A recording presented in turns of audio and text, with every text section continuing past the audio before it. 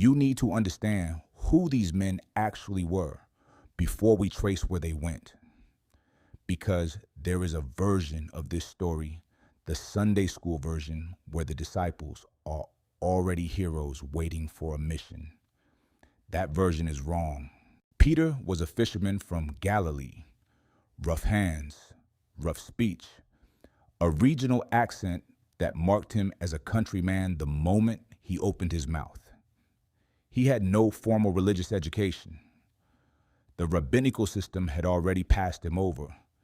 You only became a rabbi student if the rabbi chose you, and Peter had not been chosen until Jesus walked up to his boat and chose him anyway. Andrew was Peter's brother, also a fisherman, also passed over.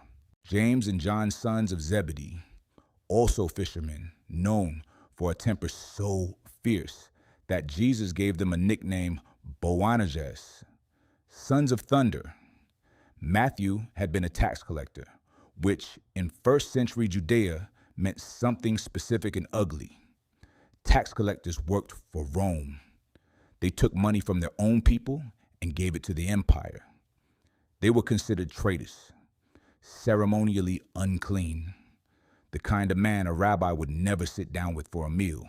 Simon was called the Zealot, which meant he had at some point belonged to or sympathized with a revolutionary movement that wanted to drive Rome out of Israel by force, with violence if necessary. And then there was Thomas, careful Thomas, the one who asked questions, the one who, when told the others had seen Jesus alive, said flatly, "I will not believe it unless I put my hand in the wound."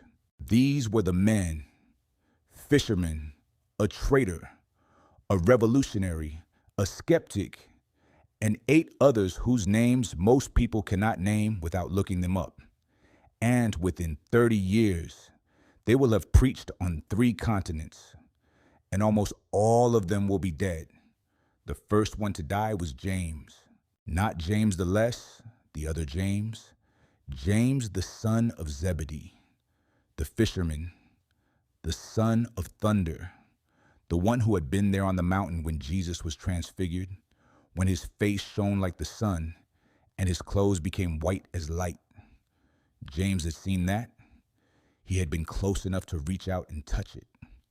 And 10 years later, a king had him arrested and beheaded. The entire account in the book of Acts is one sentence for the death of an apostle. He killed James, the brother of John, with the sword. That is all Luke gives us. No speech from James, no miraculous escape, no angel opening the prison doors the way one did for Peter just verses later.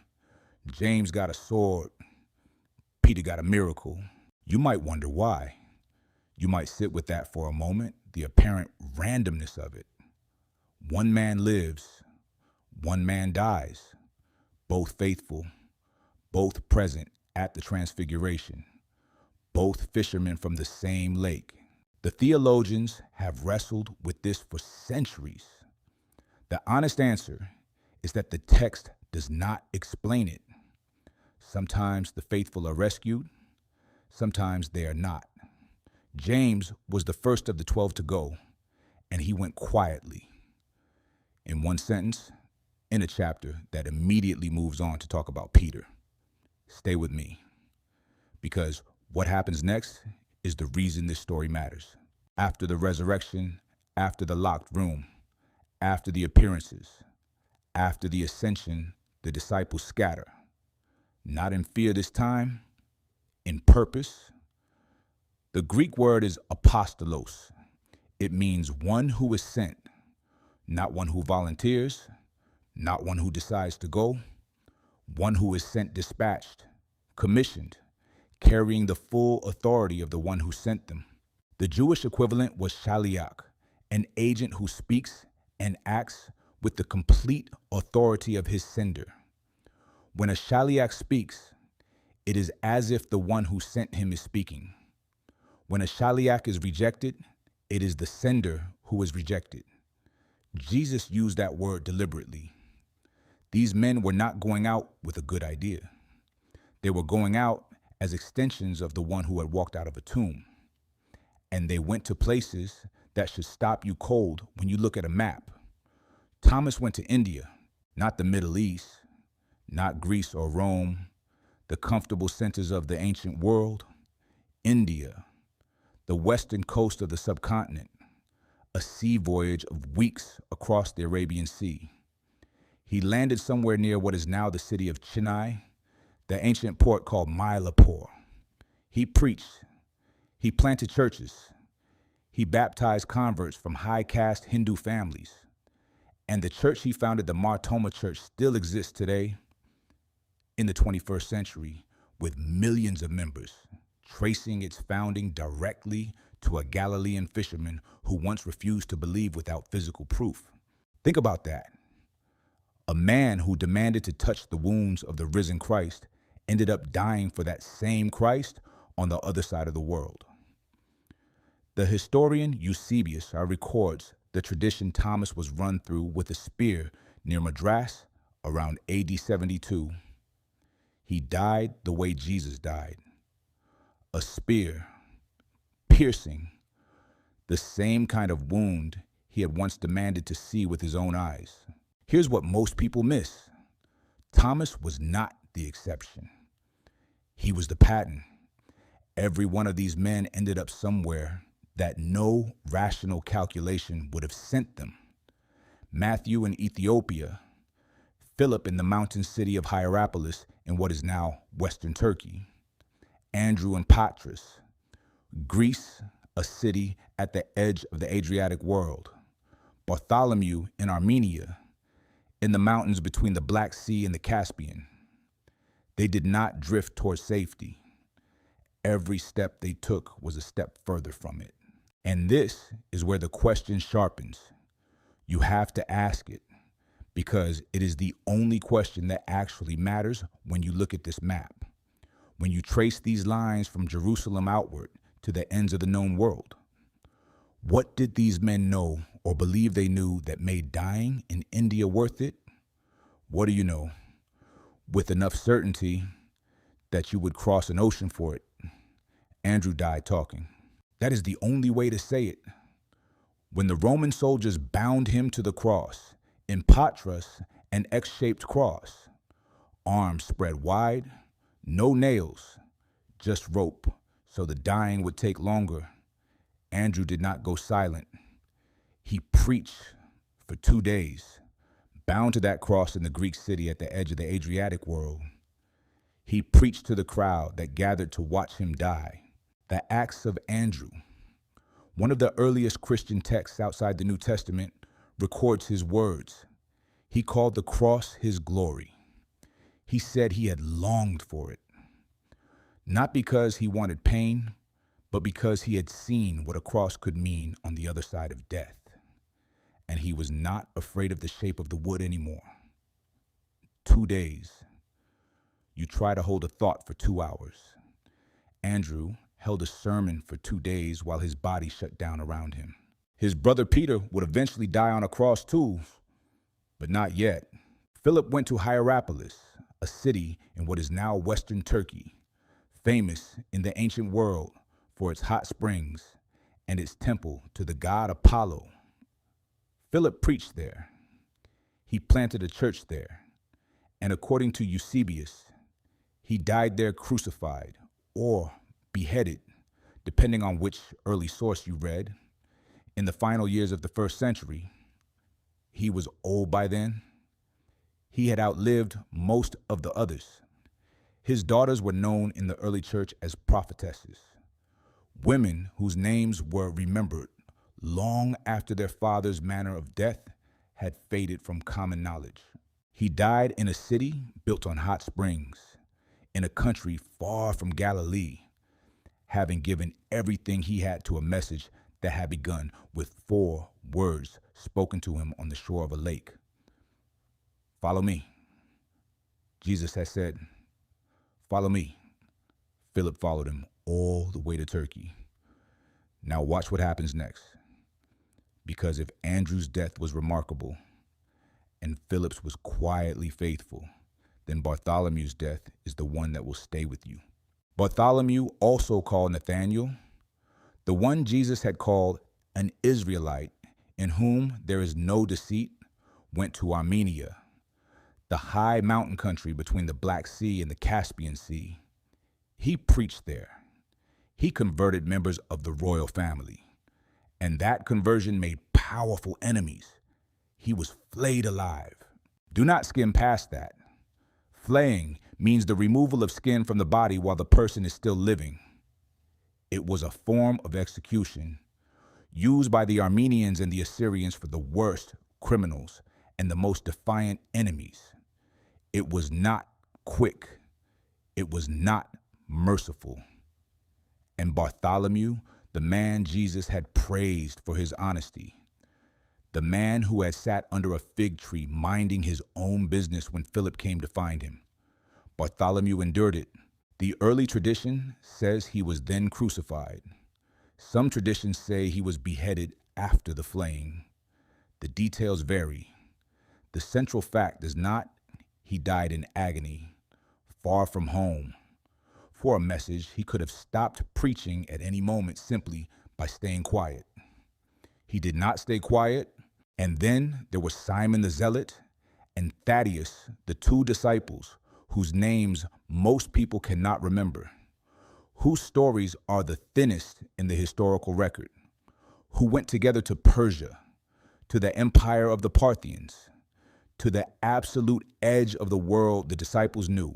Simon had once been a revolutionary, a man who believed that Rome could be defeated by human force, by organized resistance, by the sword. He had traded that sword for a message, and that message took him further east than any Roman legion regularly traveled, into a country that had no interest in what a Jewish fisherman turned revolutionary had to say. Tradition says he was sawed in half. Thaddaeus, also called Judas, son of James, not the Judas who betrayed Jesus, was clubbed or axed to death in the same region.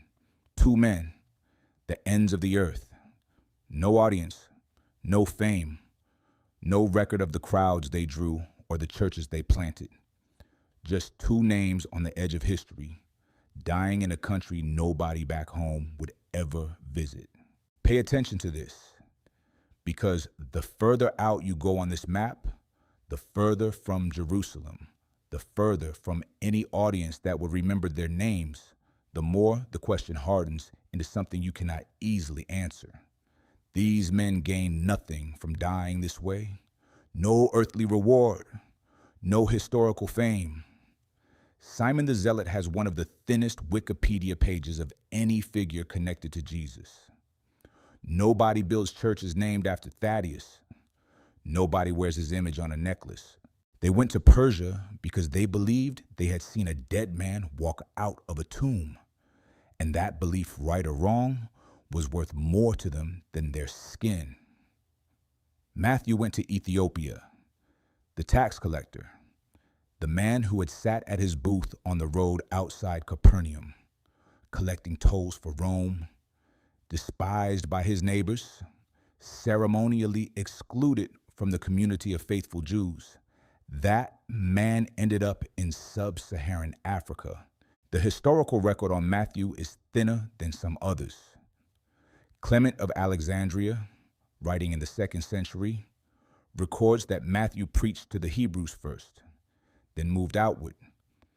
The tradition that places his death in Ethiopia by sword or spear, depending on the source, is ancient and consistent across multiple early church writers, even if the precise details blur at the edges. But here is what does not blur. Matthew was a man who had built his entire life around a system, Roman taxation, financial calculation, the security of a government appointment that paid well and required only that you be comfortable betraying your own people. He had a booth, he had a ledger, he had a system, and then Jesus walked past his booth and said 2 words, "Follow me," and Matthew got up. Left the booth, left the ledger, left the system. Immediately, the text says, he did not finish the column he was adding. He did not hand off his accounts to a colleague. He stood up and walked away from the most financially secure position a man of his background could hold in first century Judea.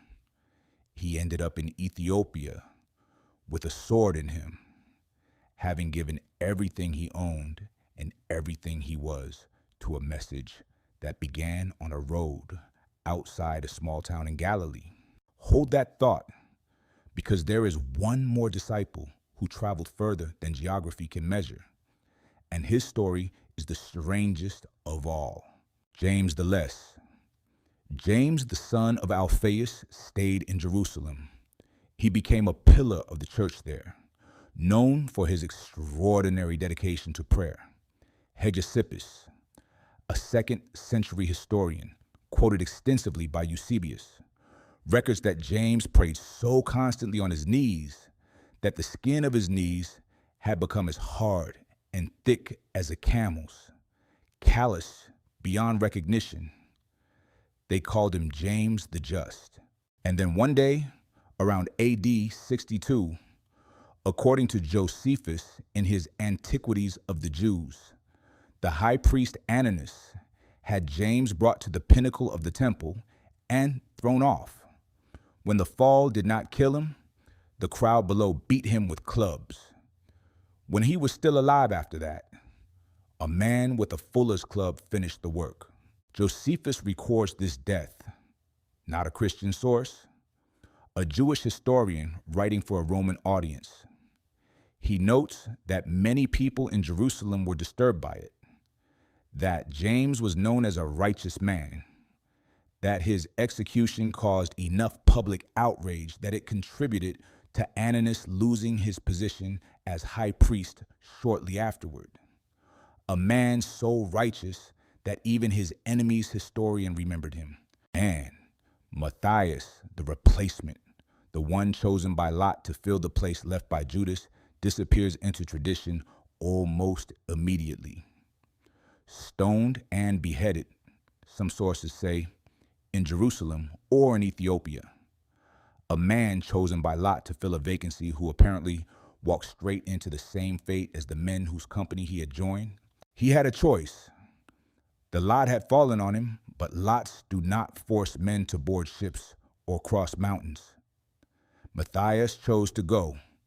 Matthias chose to stay when staying became dangerous. And Matthias, whose name most Christians cannot place without help, died for something he had decided was worth dying for. Here's the part nobody tells you.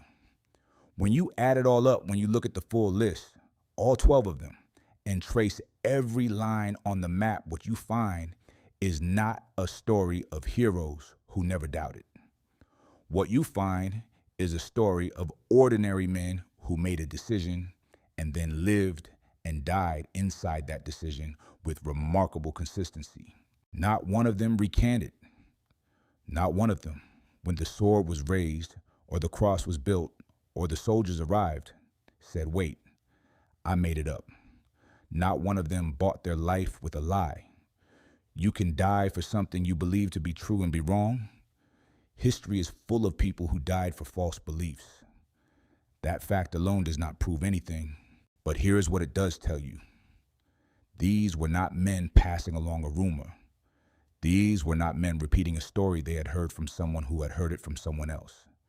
They were, every one of them, claiming to be eyewitnesses, claiming to have seen, touched, eaten with a man who had been publicly executed and publicly buried. And every one of them died rather than say they had been mistaken. There is a Greek word you need to know, martys. It means witness. It is where we get our word, martyr, but that translation has drifted so far from the original that we have almost lost what it means. In the early church, a martys was not primarily someone who died for their faith. A martys was someone who had seen something and was reporting what they saw. The dying came later because the seeing would not let them stay quiet. Every one of these men was a martyrs before they were a martyr. Witness first, death second. The death was the consequence of the witness, not the definition of it. And now we come to the two who did not follow the pattern, the one who lived, and the one whose death explains everything. John went to Patmos. But before Patmos, something happened to John in Rome that the church historian Tertullian records with startling specificity.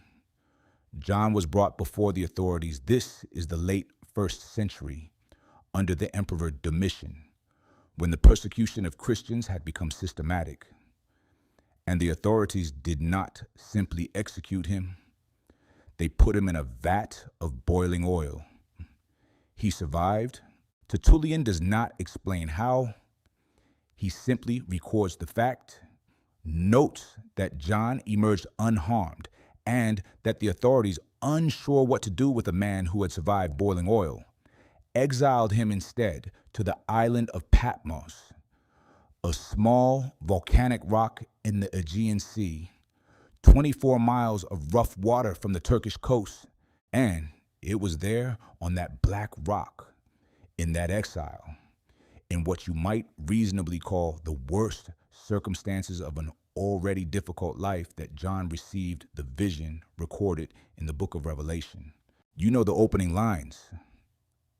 I, John, your brother and companion in the suffering and kingdom and patient endurance that are ours in Jesus, was on the island of Patmos because of the word of God and the testimony of Jesus. He was not on Patmos by choice. He was there because Rome did not know what else to do with him. And alone on that island, the last of the 12 still living, the only one who had not yet been killed, John fell on his face before a vision so overwhelming that he describes himself as dead. When I saw him, he writes, I fell at his feet as though dead. The voice that spoke to him said, do not be afraid. Do not be afraid, spoken to an old man on a volcanic rock, the last survivor of a group of 12, every one of his friends dead, himself in exile, the movement they had given their lives to under the most severe pressure it had ever faced. Do not be afraid. John lived to old age. The tradition places his death in Ephesus, peacefully, in bed, which made him so unusual among the apostles that the early church told stories about it. He was the one who had stood at the foot of the cross. He was the one Jesus had looked down at and entrusted with the care of his mother. He was the one who had run to the empty tomb and, the text says, saw and believed before he had spoken to the risen Jesus, before he had touched anything, just from the sight of an empty tomb and folded grave clothes. He believed first, and he was the last to die. And this is where it gets remarkable, because in the end, all roads lead back to Peter. Peter died in Rome. We know this from multiple sources: Eusebius, Clement of Rome, Ignatius of Antioch. The letter known as First Clement, written to the church in Corinth around AD 96. Rome was where Peter ended up in the reign of Nero during the persecution that followed the Great Fire of the city in AD 64. Nero blamed the Christians. The executions were public, theatrical, designed to humiliate as much as to kill. And Peter, Simon Peter, the fisherman, the denier, the man who had sat by a charcoal fire in a courtyard and told a servant girl 3 times that he did not know the man Peter was arrested. And he made a request. He asked her to be crucified upside down. The soldiers had seen a lot of things. They had not seen this. A man asking to be crucified at all was unusual. Most men begged, fought, had to be dragged. But a man asking to be crucified in a specific orientation, head toward the ground, was something else entirely. The tradition, recorded by Eusebius and by Origen before him, gives Peter's reason. He said he was not worthy to die in the same manner as his Lord. He said he was not worthy to hang on a cross the right way up, the way Jesus had hung. 2,000 years of church tradition have received this as an act of humility. And it was. But there is something underneath the humility that I want you to see, something that requires you to remember, a detail from the night of the crucifixion, a detail that the Gospel of John includes almost in passing. The night Jesus was arrested, Peter followed at a distance to the house of the high priest. And in the courtyard of that house, someone had lit a charcoal fire. The Greek word John uses is anthrakia, a charcoal fire. Specifically, the smell of charcoal smoke, the orange glow in the dark. Peter stood by that fire and warmed his hands. And 3 times, as the smoke rose around him, he said he did not know Jesus. That is the only charcoal fire in the Gospel of John. Until chapter 21, after the resurrection, Jesus appears to the disciples by the Sea of Galilee, and he has lit a fire on the beach. The Greek word is anthrakia again. The same word, the same smell, the same orange glow. John uses that word in only 2 places in his entire gospel, and it is not an accident. Jesus cooks breakfast over that fire, and then he asks Peter 3 times, once for each denial, do you love me? Not to wound him, to heal him. This is not a story about a number. This is not a story about a ritual. This is not a story about guilt being tallied and repaid. This is a story about a man who had broken completely at a charcoal fire and a God who rebuilt him completely at another one. Peter went on. He preached. He led. He wrote letters. He went to Rome, the center of the empire that had killed his Lord, and preached there too. And when the soldiers came for him, he did not run this time. He did not sit by anyone else's fire and lie about who he knew. He asked to go upside down, not because he was trying to out-humble everyone, but because upside down meant his face would be toward the ground of the earth, the same direction he had fallen spiritually on the worst night of his life. Peter died looking at the ground he had once collapsed onto. And I believe in the way that you can believe something across 2,000 years, that what he saw as the blood ran to his head and the world inverted around him was not defeat. He saw grace going all the way down with him. The same grace that had met him on a beach at dawn with a charcoal fire and a question that was really an answer. Do you love me? Yes. All the way to the ground. So here are the 3 things I want you to carry with you. The first, these men were not heroes before they were changed. Peter denied. Thomas doubted. Matthew collaborated with Rome. Simon wanted to overthrow it with a sword. They were ordinary people, specific, flawed, regional, limited. And what the resurrection did to them was not make them superhuman. It made them immovable. There is a difference. You do not have to be extraordinary to be immovable. You only have to know what you saw. The second, the Greek word martyrs, means witness. Not hero, not saint, witness. Someone who saw something and kept saying so, even when the cost climbed past what any rational person would pay. Every one of these men had a moment when saying nothing would have saved them. Every one of them kept talking. If you believe in something, if you have seen something, experienced something, know something in a way that goes deeper than argument, then the question Marty's asked you is simple. Are you saying so? The third, and this one, is for anyone carrying something they cannot put down, any failure they have replayed too many times, any courtyard fire they cannot forget. Peter asked to die upside down, not to perform humility for history, because the ground was where he had fallen, and the ground was where grace had found him, and he wanted to face it one last time on his way out. Grace does not require you to have never fallen. It only requires you to let it go all the way down with you. Every one of these men was broken before they were sent. Every one of them was sent anyway. Every one of them went to Greece, to Turkey, to Ethiopia, to Persia, to India, all the way to the ends of the earth, all the way to the ground.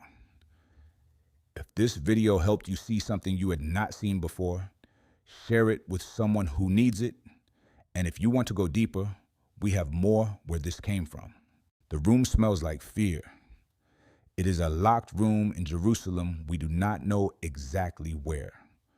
Only that the door is bolted and the windows are covered, and 11 men are sitting in the dark trying to decide what to believe about what they saw 3 days ago.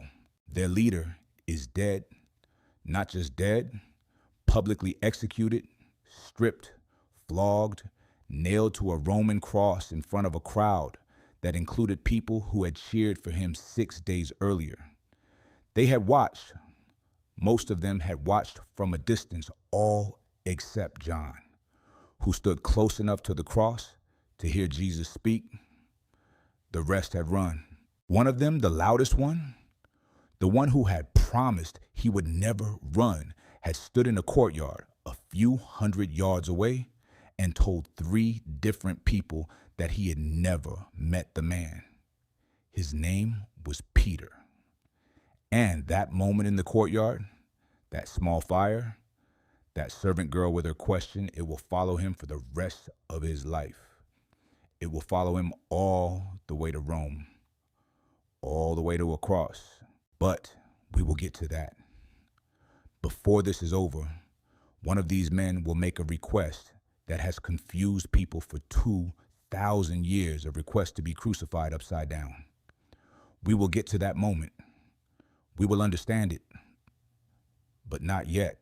Right now, it is the 3rd day, and something is about to happen that will take 11 frightened men and scatter them like seeds across the known world to Greece, to Turkey, to Ethiopia, to Persia, to the western coast of India, until every single one of them, save one, is dead at someone else's hand.